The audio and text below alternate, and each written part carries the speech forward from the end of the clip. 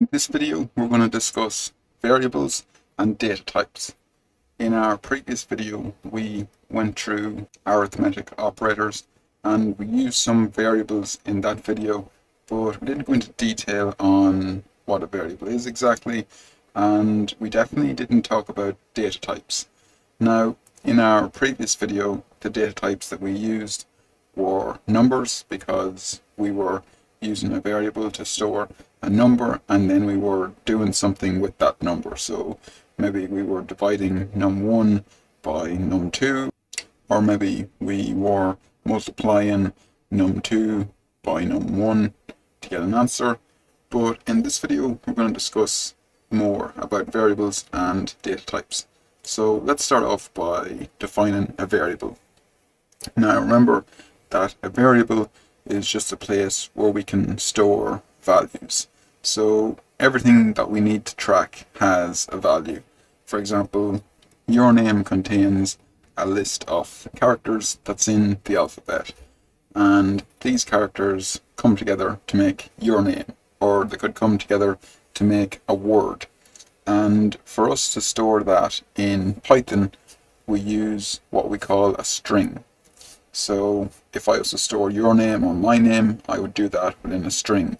If I was to store a character, I would also store that in a string. And some people call a single character a char, but in Python it's also a string, so you can just refer to it as a string.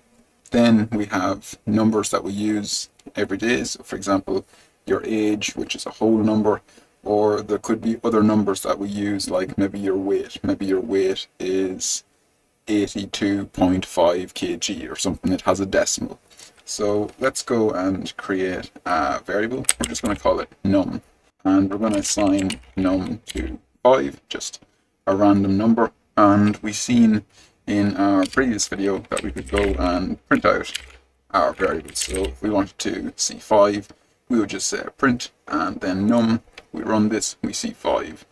Now, what we can also use is a float, and we discussed this briefly in the previous video when we divided two numbers. So if we have a number like 10 and we divide 10 by 5, we get 2, but we actually get 2.0, and once a number has a decimal point, we refer to this as a float. Now, we could also print out a number like this, maybe 15.68. So this is a floating point number, and this is useful when we're dealing with maybe currency or dealing with fractions and things like that. We need to use decimal point or floating point numbers. So the next thing that I discussed was strings, and strings can be done in one of two ways. It doesn't actually really matter, but it might be best practice or easier if you just stick with one way of defining your strings. So for example, we could set variable str1, and we could set this to string Ryan, and you can see here that we're using just single quotes. And if we were to copy this, we can print it out. We delete our number here and run this, we can see Ryan. And if we were to create a second string, we'll call it str2, and we'll assign this to a different string, and we'll just use Chris for this example. And if we were to change this from str1 to str2, we'd then see Chris being printed out here. Now, one slight difference, but it can be quite important, is in this str2 we're using double quotes. In this str1 variable, we're using single quotes. So it's fine to use either or, it doesn't matter. The computer looks at it the exact same way if you use single or double quotes. The reason why I would suggest to use double quotes is because if you have other text in your string that has an apostrophe, this will be seen as a single quote. Let me give you an example. If I was to say something like this: don't tell Ryan, and I was to put my apostrophe in here between the N and the T, And if I was going to do the exact same in my str2, and I wanted to say, don't tell Chris, when I go and print str1, which is this first one here, don't tell Ryan, if I go and run this, you'll see that I get an error. So it says that it's invalid syntax. So what's happening here is this string here thinks it starts at D, and it has DON placed within the string. And then when it sees this single quote, it thinks that is the end of the string. So then it isn't familiar with this T tell Ryan. It doesn't know what to do with it. It doesn't know that this is also part of the string. But if we were to use double quotes, and I'll show you this now when I replace this str1 with str2. So I just need to comment out this first line because the program won't actually compile for us to run this second line unless we comment out this first line first. So I'm just going to comment that out using a hashtag, and I'm going to run this now. And you can see don't tell Chris gets displayed because this uses double quotes. Now the next thing that's noteworthy is the idea of a character. So we call this a string because it consists of one word or maybe multiple words or just multiple characters. But if we just had, let's say, one letter or one character within our variable here, you could call this a string, but some people call this a character, and they call it a character when there's just one single character or one single letter within the string. So it's exactly the same. You print it out exactly the same. It's just something to keep in mind when people talk about strings and characters. They mean exactly the same thing. So far, the data types that we've covered are floats. These are numbers with a decimal point. We have integers. These are whole numbers. We have characters, which just consist of one letter. And then we also have strings, which can consist of one letter, or they can consist of many letters or many words. The final data type that I'm going to cover is a bool, or a boolean. So we define a boolean with either true or false. So we set this to a variable in the exact same way. We might rename this from str to something else. We might call it maybe my bool. And we're going to just set this equal to true. And if we delete this str2 and we put in my bool and we run this, we can see that true gets displayed. And we can replace this true with a false, and we'll see that false gets displayed. So now that we've covered all the data types that we can use within Python, there's a couple of things that I want to discuss about when we define our variables. So far, when I've defined all my variables, we haven't had any problems. So if we wanted to rename my bool to have a 1 at the start, and we're going to print out this variable, so we're going to change this as well. If we try and run this, we get a problem. We get an invalid syntax. And that's because we can't start our variable names with a number. So we can't have a 1 or we can't have a 5 at the start of our variables. If we try and run this, we get the same problem. Now, if we were to take this number and put it at the end, and take this from the start and put this at the end, and try and run this, this will work. And you can see that we get false here. So that's fine. Now, another thing when we're defining variables, we can't have spaces in between. So if I want to have a variable called my bool5 and I want to put a space between my and bool, and I try and print this out, I also can't do this. I get an invalid syntax error. So I need to join them together. Now, one thing I can do to get around this, if I want to have a space in my variable, I can put an underscore.